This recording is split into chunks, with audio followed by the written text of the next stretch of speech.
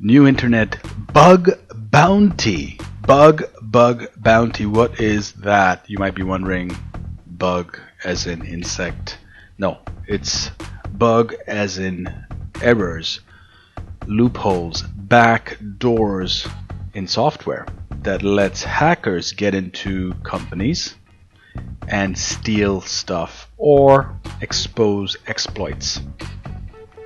There is apparently a consortium, including Microsoft and Facebook, that have come up with something called HackerOne that promises to pay hackers for exposing all sorts of problems that could be potentially exploited by anybody in OpenSSL, Python, Ruby, PHP, Rails, or Perl, and generally speaking, the internet, among others.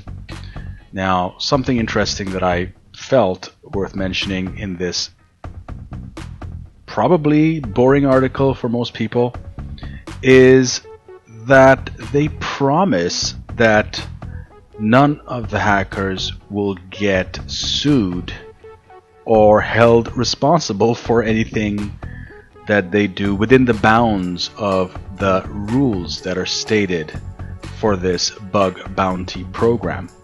And notice what they say here. Apparently, they say that the response teams from affected companies and products are cautioned against taking punitive action against the hackers.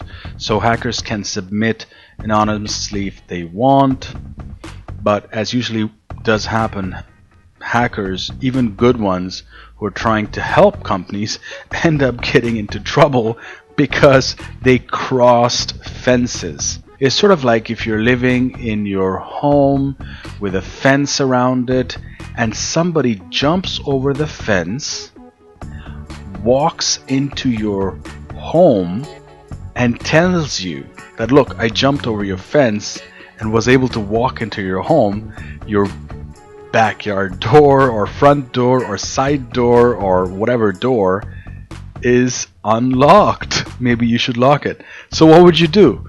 The first thing you would probably do is call the cops and say, look, this guy just jumped over my fence. The fence specifically says no trespassers, which is what most companies in terms of internet fences say. As soon as you are, for example, accessing an internet site, you will notice messages in some locations saying that if you try to hack into the system, you will be prosecuted to the full extent of the law. They know there are problems because the technologies that are being used, like these mentioned here, are not perfect. So even though programmers who create these websites can take all kinds of precautions that the technology allows them to take, at the end of the day, all the precautions they take are as good as the technology that they're using, and most of these technologies have holes, have problems. So if a person walks into your home because you left the door open, or because you locked the door but the door is easy to open even if it's locked, then you can get pissed off and sue the person, put them into jail because they crossed the fence when the fence clearly says no trespassing. So this consortium called HackerOne has said that they are going to protect the hackers. But notice the wording. It says response teams from affected companies and products are cautioned against taking punitive action against the hackers.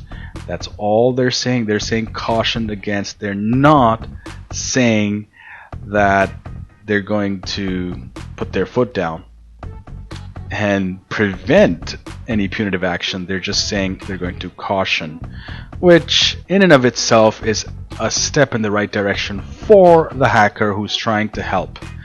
But as long as they follow the rules, they should be fine. If they don't, then there could be problems. And one of the most important rules is how they present this information. There are various ways they can be totally anonymous, they can provide their username, and how they get the money. They can have the money shipped to them or e-transferred to them, or if they want to be anonymous and have the money be given to a charity, it can also work that way. They can also reveal bugs in different ways. For example, one of the ways they can reveal a bug is by creating a YouTube video of the bug and posting it privately on YouTube. But there is a very strict requirement for that, and the requirement for posting the bug on YouTube is bad techno playing in the background. This is obviously a joke, or it could be serious, you never know. Hackers, notice, can also submit bugs via private YouTube videos, but HackerOne, that's the organization, including Microsoft and Facebook, requires that all video submissions have bad techno music playing in the background. This is absolutely serious. Tongue-in-cheek, obviously. So what do you think? Is this good for hackers? Obviously, if you're a regular person, you probably don't even or cannot even relate to this, but if you have some interest in technology, you might be able to relate to this. What do you think? Do you think this is good for hackers? Do you think this is bad for hackers? Do you think this is a potential ambush for hackers where they get to know the hackers that are doing this?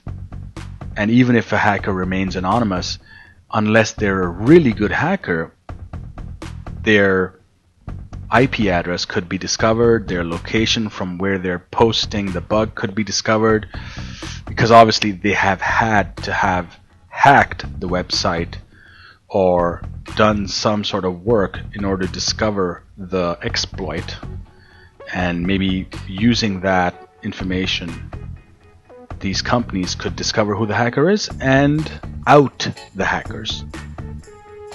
They do mention another thing to protect the hackers, that the information collected will be deleted after 180 days. So if a hacker logs in to accounts to show the exploit, for example, they don't have to worry about the information being in storage for more than 180 days, which is, I don't know, 6 months.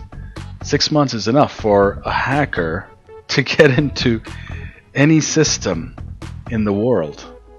So maybe that itself, even though it says is a potential positive, could actually be a negative. Another thing that is interesting is that there is no age limit, although hackers under the age of 13 will need to have a parent or guardian claim the bounty. Very interesting that a person below the age of 13 could be wise, intelligent, capable, skillful enough to break into a multi-billion-dollar bank, but our society does not permit them to collect the bounty because we consider them immature, childish, so not responsible enough to accept money. Very interesting how technology has evolved. What do you think? What's your opinion? Leave a comment. Do you think kids should be allowed to collect bounty, even if it is through parents? Do you think we should encourage kids to be hackers? Because a lot of people think that children don't have the wisdom, the moral platform or background or experience to make a judgment call on what they may be doing. They may end up doing something malicious without actually meaning to do something malicious. Like a terrorist, for example, would do it on purpose, but a kid might end up doing something wrong by mistake. So what do you think? Leave a comment.